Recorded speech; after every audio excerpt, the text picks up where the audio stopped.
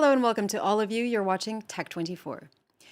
Facebook is facing a historic crisis. Revelations by former data scientist turned whistleblower Frances Haugen sheds light inside the notoriously secretive tech giant. She says Facebook harms children, sparks division, and undermines democracy in pursuit of profits, and has thousands of leaked documents to prove it. It's sustainable, long-lasting, and fair, and Test24 will try the very latest version of the Fairphone with 5G speed and a 5-year warranty. It's designed to last with fair and recycled material. Facebook CEO Mark Zuckerberg said he's proud of the work his company has done to help young people. This comes after Congress pledged to take action to regulate the tech giant in response to allegation from whistleblower Frances Haugen. She said Facebook's platform harmed children and fueled division. Let's welcome our very own tech editor, Peter O'Brien. Hello, Julia. Yes, the backlash to Facebook this week has been intense. Haugen, of course, rightfully shone light on all the negatives of these platforms. But there is actually some more nuance to the story. Facebook's internal research also showed that 2 out of 5 American teenagers actually said Instagram made their lives better. But the public and politicians in the US are certain the negatives outweigh the positives. Deciding how to best use. Mark Zuckerberg says it's just not true, responding to the claim that Facebook puts profit over safety.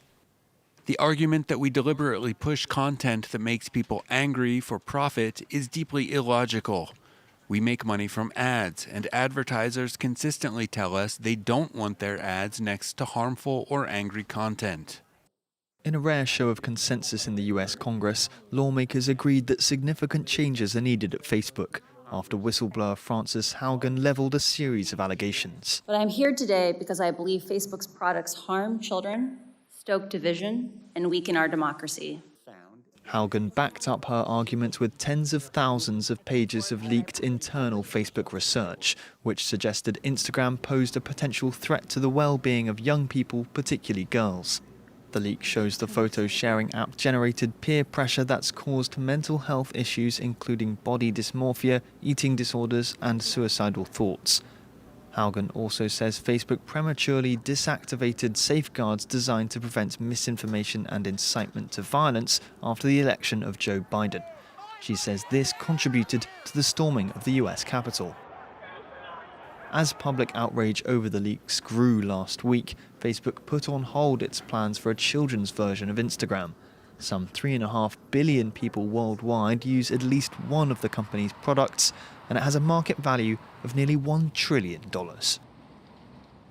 Well, to talk more about this and understand just how much of a tsunami this is for Facebook, let's turn to Krim. He's a serial entrepreneur and ethical technology activist. He's the founder of NetVibes, Joli Cloud, and Polite. Hello and welcome. Hello. So you actually received an award from MIT with Mark Zuckerberg in 2007. I'm just curious, how did you actually first react to these revelations? Were you surprised? Unfortunately, I was not. I mean, a lot of us have been talking about these issues for almost 10 years. And I guess what's actually new is that we have a true insider within Facebook disclosing, so it may carry more weight. Well, precisely now, this time it does indeed feel different. For one, because Frances Haugen is an insider, but also because we have proof now that Facebook did its research and decided not to act. So what can they actually do to try to reduce the peer pressure on young girls or on misinformation? And could they actually change the algorithms in a technical manner? What can they do to try to fix the machine? There's quite a question. The question is, does Facebook can be stopped? Do they have control over the company? This is unclear. You know, they've tried so much things, AI, using different techniques, and it still comes short. I think there's two problems with a company like Facebook, but in general with social media. The first one is what we call algorithmic amplification. It's the idea that suddenly the hate has become Facebook has become a massive megaphone for hatred.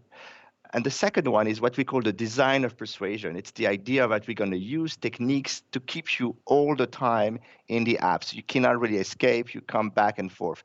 And I think for young minds, this is quite dangerous because we cannot spend so much time on these apps without having some issues and like depression.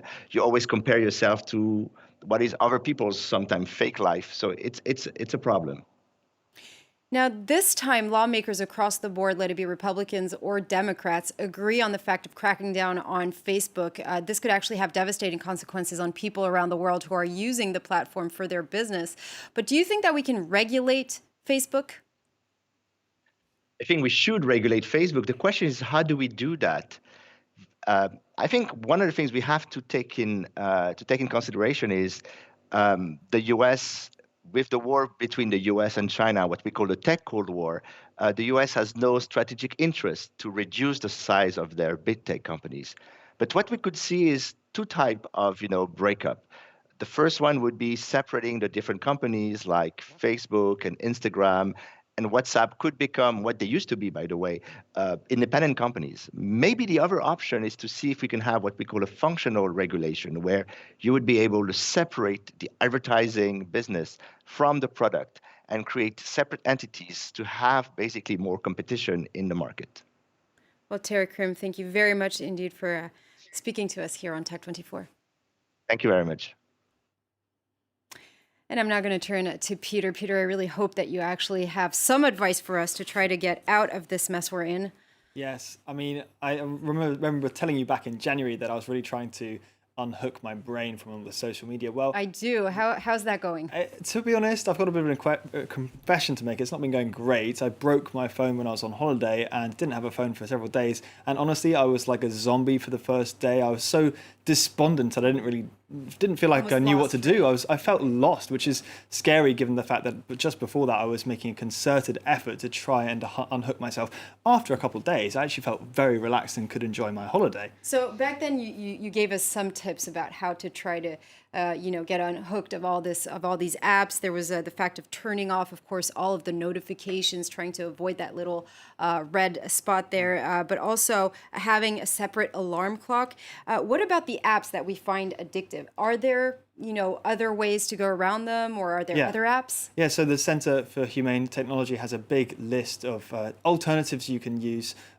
It says first and foremost you need to delete Facebook, Instagram, Snapchat, TikTok altogether, and then maybe consider things like you've no doubt heard of Signal, which is this truly end-to-end encrypted instant messaging service. It's purely funded by donations, and it doesn't have any ads or trackers. And as an Instagram alternative, well, they recommend Visco. This is really trying to bring it back down to the actual photos and strip out the kind of social pressure aspect of Instagram. So it doesn't have any follow accounts or comments. It sounds a bit bare bones, but that's because it is. It wants you to really engage with the content itself. The difficult thing is obviously encouraging everyone else to join these platforms with you, because you're up against not just deeply ingrained habits, but these $1 trillion companies that are employing experts to work on ways to addict you. That's not just the biggest problem, if you ask me. If we're not on these social media apps, then how am I going to get my daily dose of memes?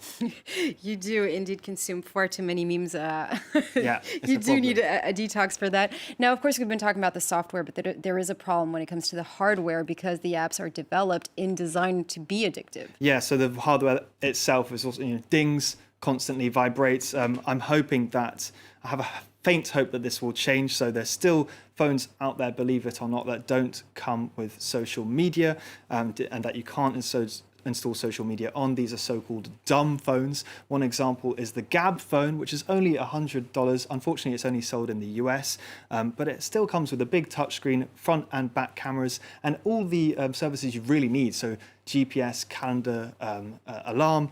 As for tablets, well, I've got one here which is designed really to help you focus rather than distract you. It's called Remarkable 2, and it doesn't come with any social media or notifications, just this lovely big screen, which when you write on it really feels like you're writing on paper. And that's perhaps an idea for the phone that we're going to be testing in Test 24.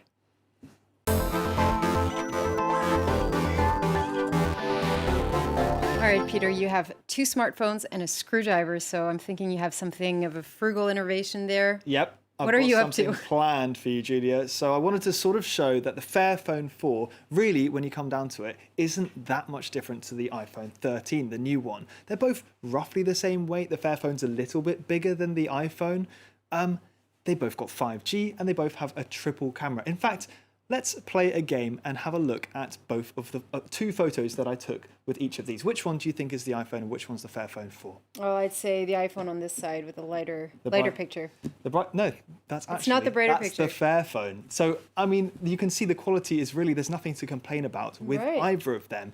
Only one of them, though, has a warranty of 5 years and allows you to completely take it apart. So the Fairphone 4, you can just pop the back off like this, and you can use the screwdriver that I brought to unscrew all the little bits and bobs, replace the screen, replace the battery, even replace the camera. All these spare parts are easily available online. This does mean it's not waterproof like the iPhone, but I think that's a pretty good trade-off. It is indeed, and it's much cheaper, right, than the iPhone? Yes, it's several hundreds euros cheaper, and Fairphone has established a transparent supply chain, which is hugely important. So they make sure their product is free of so-called conflict minerals. These are things like tin, tantalum, tungsten, and gold. Majority of these for the electronics industry are procured in mines in the Democratic Republic of Congo and surrounding countries, and these provide an income to armed rebel groups. But if you own a Fairphone, you can be pretty much sure none of the materials that have gone into this come from any conflict and bloodshed.